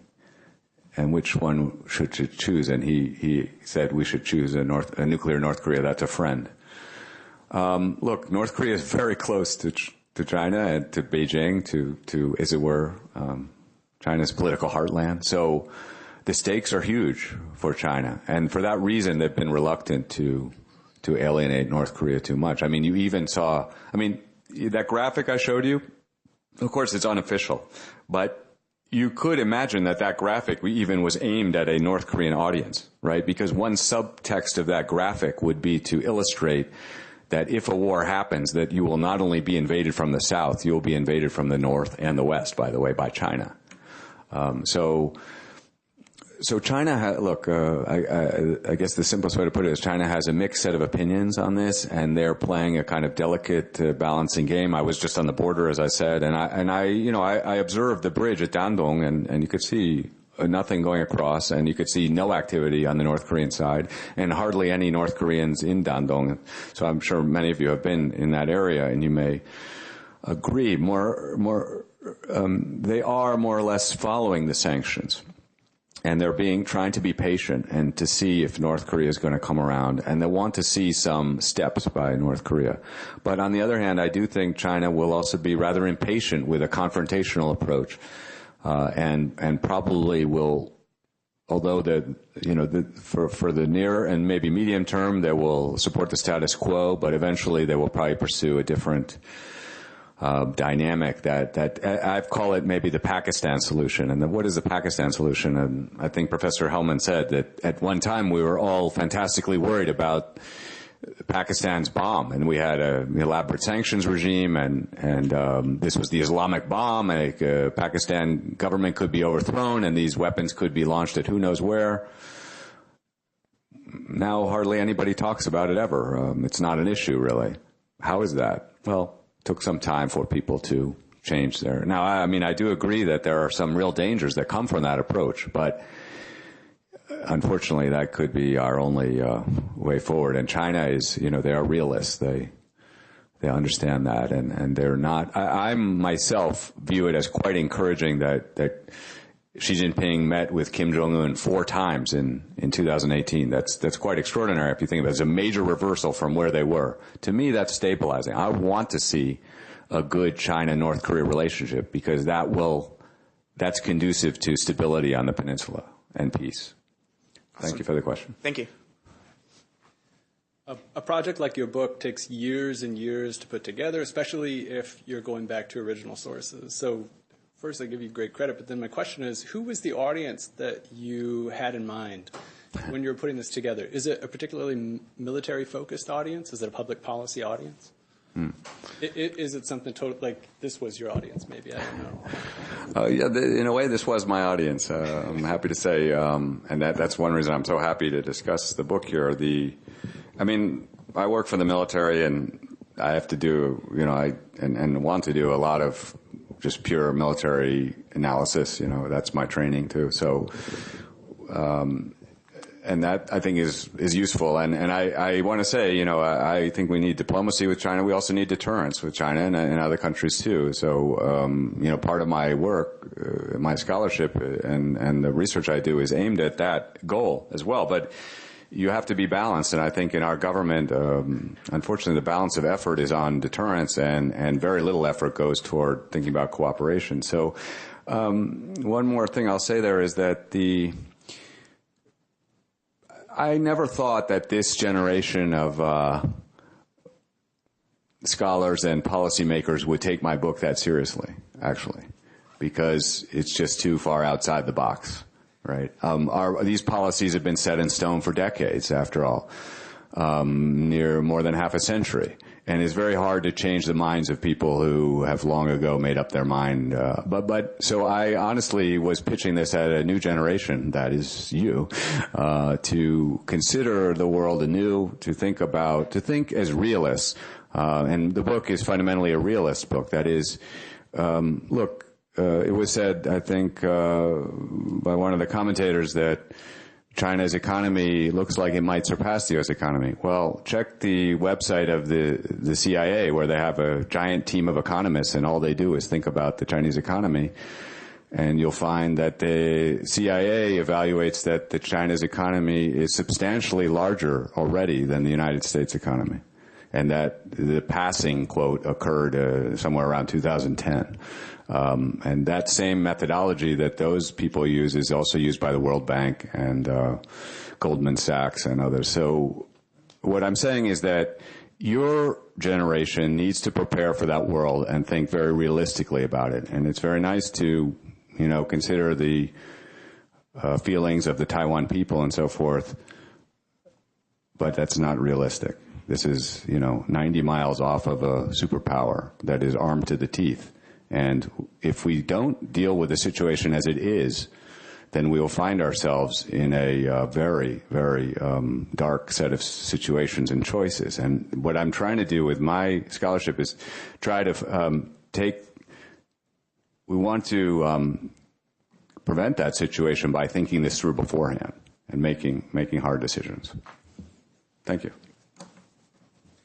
So my question was, do you believe that the U.S. is capable of avoiding the Thucydides Trap with China? And if so, how would they go about doing that?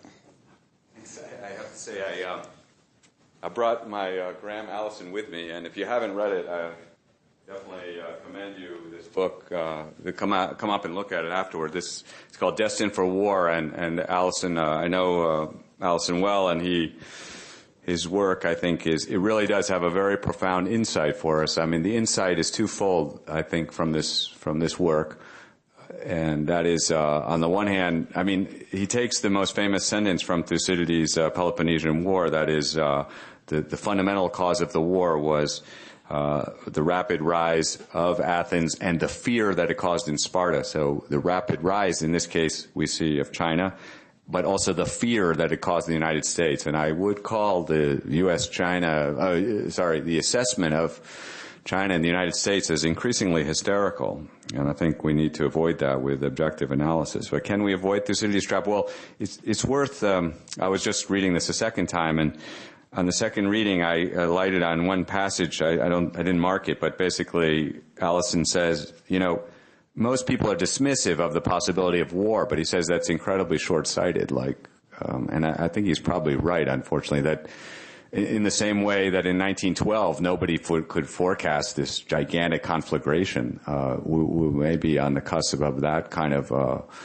a problem, and the dangers are there. And moreover, if you look at these scenarios, whether it's the South China Sea or the East China Sea or Taiwan or the Yellow Sea or somewhere in the Indian Ocean, the possibilities for escalation to some kind of giant war are absolutely there, and the fire breaks are not there.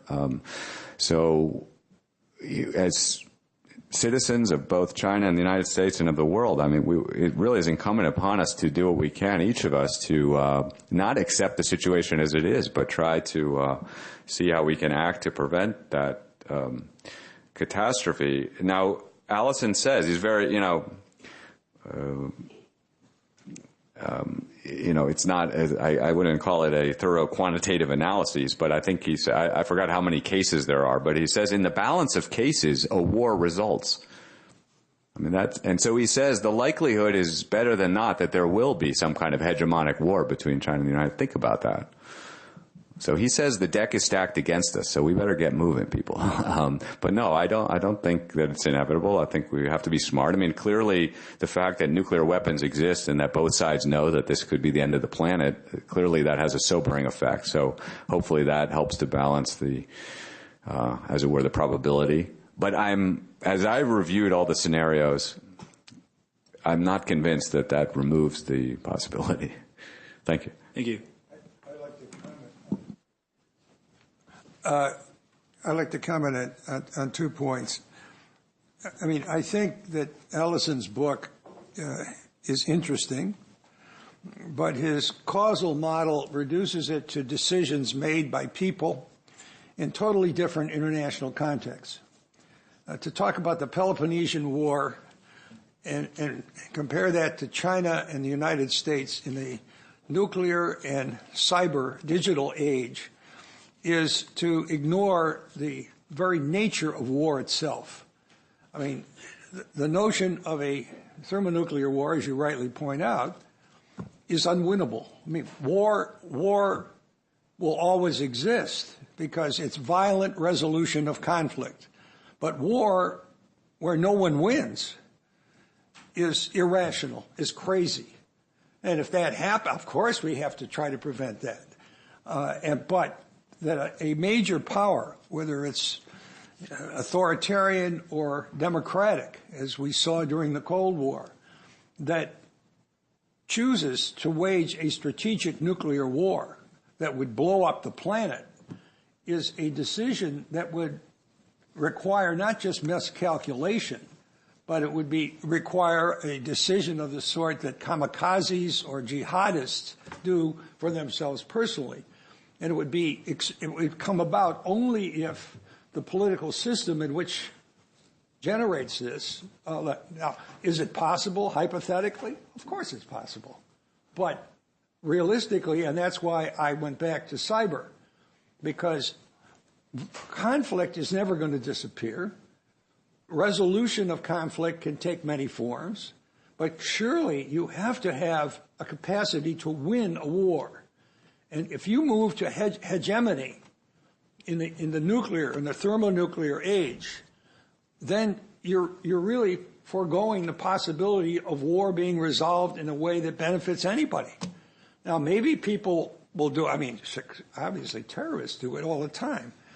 But I think Ellison is wrong in simply reducing this to, which he's right in the sense that he counts up all the times people and power changes in the world, and usually that, given the nature of bows and arrows to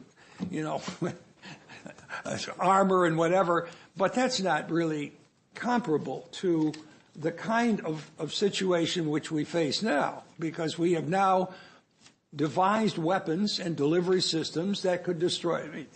Kim Jong-un is not going to take out Seattle, as he died, as would most of North Koreans almost instantly. Now, it's a great way to play the game, but to say that someone's going to calculatingly commit suicide, not only for themselves but for everybody else, is really hard. And that's why I think future wars are going to involve both conventional arms, obviously, but they would also involve cyber, because cyber is a way to wage a hegemonic war where you possibly could win it if we become dependent on grids. Do you want to respond, or? Yeah, could I respond for 1 second? Look, I agree that nuclear deterrence makes this, maybe it lowers the probability, hopefully. But okay, just a couple of points. I did my dissertation on nuclear strategy, so I feel, unfortunately, I've been thinking the unthinkable for a long time, I guess. But if you just look at and Allison knows this better than anybody, but if you just look at the details of the Cuban Missile Crisis, which, by the way, was just one instance of how we walked up to the line. And by the way, I'm just in the next few days, you'll see a publication of mine that discusses the memoirs of a Russian admiral who was very proud that he guided his submarine up to the Bremerton area and was sailing around and driving our people crazy during sort of 1982, 83. And you see how dangerous some of these episodes, even in the early 80s, were, extremely disturbing. But in the Cuban Missile Crisis itself, not only did both sides act in a way that badly escalated the crisis, including Kennedy, by the way. Kennedy deserves ample credit for being quite cautious in helping to resolve the problem. But after all, in the end, he did offer an ultimatum that said, get out or we will launch a war. So, you cannot argue, I don't think, that these issues remain salient. Moreover, you can point to so many instances within that crisis where even an accident could have set off the entire thing. Just to give you one example, I interviewed a Russian naval captain who was on one of those submarines that was being bombarded actually by noisemakers, but they didn't know they were noisemakers. They thought they were real.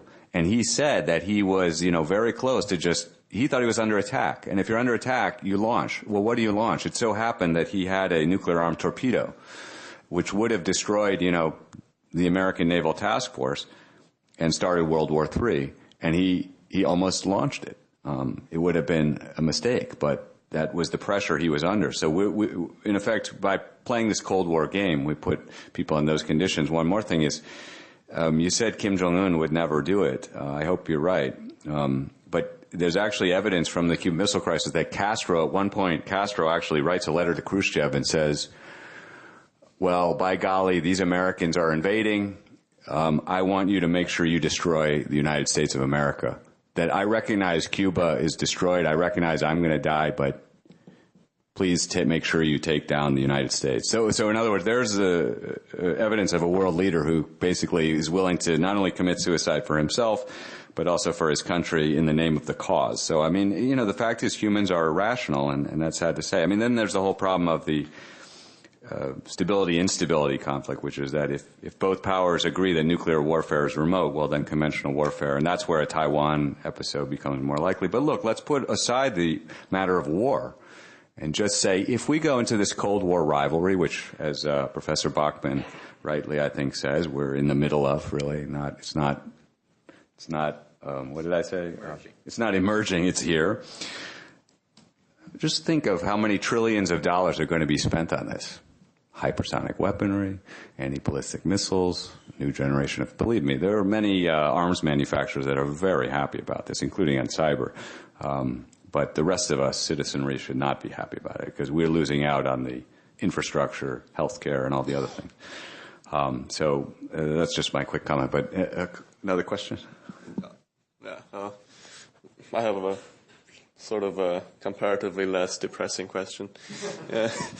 It's so like when it comes to Northeastern Asian sort of international relations, like Russia is kind of an often neglected player, and you mentioned it briefly in your PowerPoint about like the role of Russia in terms of the North Korean crisis, and I just kind of want, like, could you like elaborate more on like what kind of leverage does Russia have in the game? We'll gather two questions, and that will be the last one. Oh, okay. So you touched upon climate change for a little bit, and I couldn't see the slide very well. So I was wondering if you could elaborate on how U.S. and China can collaborate on tackling climate change, and given that climate change is a global problem that involves more of an environmental and equity aspect rather than war, how can U.S. and China relations kind of foster multilateral governance to tackle this problem? So you have about 3 minutes. Okay, I'll try to be quick. I'm kind of long-winded. I apologize. But on Russia, I would just say that, I've been traveling to Russia quite frequently, and I'm doing a lot of work on Russia. And I'm very concerned about the direction of U.S.-Russian relations. I think that they have been, the people have, some political opportunists have sort of taken the issue and run with it, hoping they could blame, an electoral failure on another country, which I think was a major mistake, especially in the nuclear era when we can't afford to take these kind of risks. I think we need to have basically for entirely the same logic. We need to cooperate with Russia across the board. There are many issues we should cooperate with them on, including North Korea. Russia and North Korea actually has some prospect because not only can they offer some of the things that China can offer North Korea, that is, they can help to kind of firm up North Korean security. Again, you need that. If you want North Korea to contemplate disarmament, you need North Korea to feel more secure. I know it's kind of paradoxical because we always think of putting more pressure on North Korea, but we actually also need them to feel more secure. So Russia can actually be very helpful with that. Think of how Russia defended other unpopular dictators like in Syria and so forth. But also Russia has this one major advantage, that it's not China. And that's, North Korea and Koreans generally are a little leery of China, right? They don't want to be dominated by China. And therefore, Russia has a kind of unique role to play. And I think it's a role that has not been explored.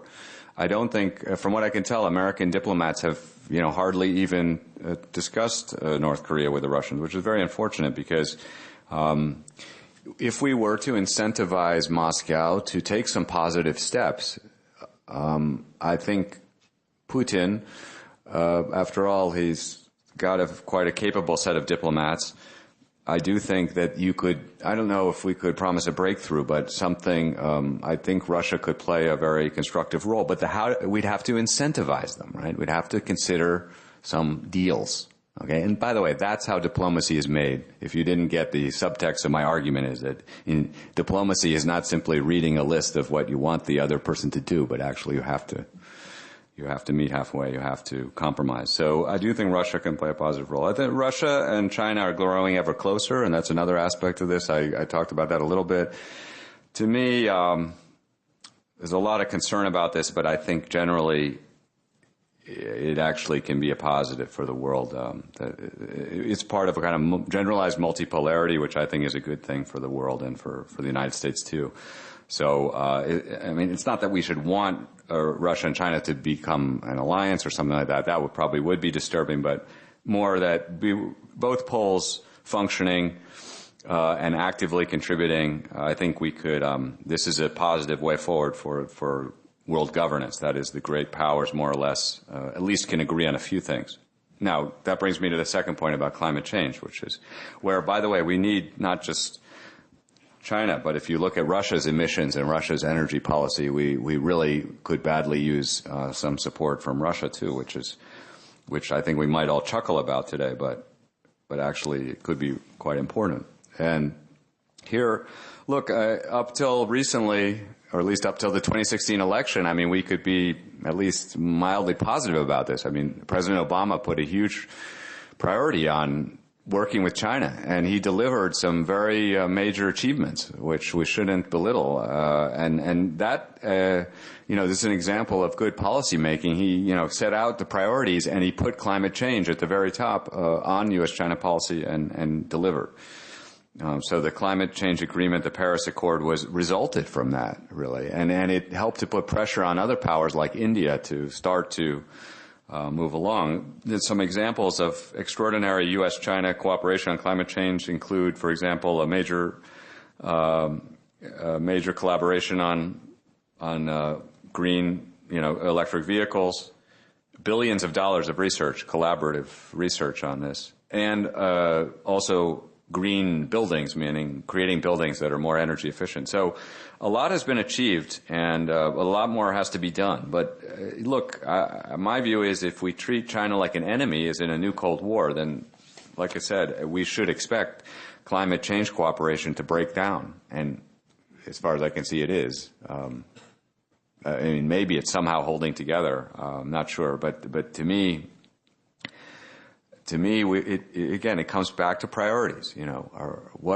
What are we going to make the most important issue in U.S.-China relations, and how seriously are we going to take it? And to me, it's obvious that climate change should be, if not number one, then at least number two. As I said, I think number one should be that North Korean issue, which is at the heart of East Asia and is kind of like a poison at the heart, which is roiling all of Northeast Asia. But to me, it defies all logic that we spend a lot of time discussing the fate of various reefs and rocks, including in the East China Sea. But to me, that is nonsensical when we face challenges as grave as climate change or nuclear proliferation, nuclear conflict. So thank you for the wonderful questions and the great dialogue here. All right, thank you all for coming. This concludes our first year of operation for the lecture series. We will resume when we get back to the fourth quarter. I won't be here, but my successor will be here. Please join me in welcome the panelists and the speaker.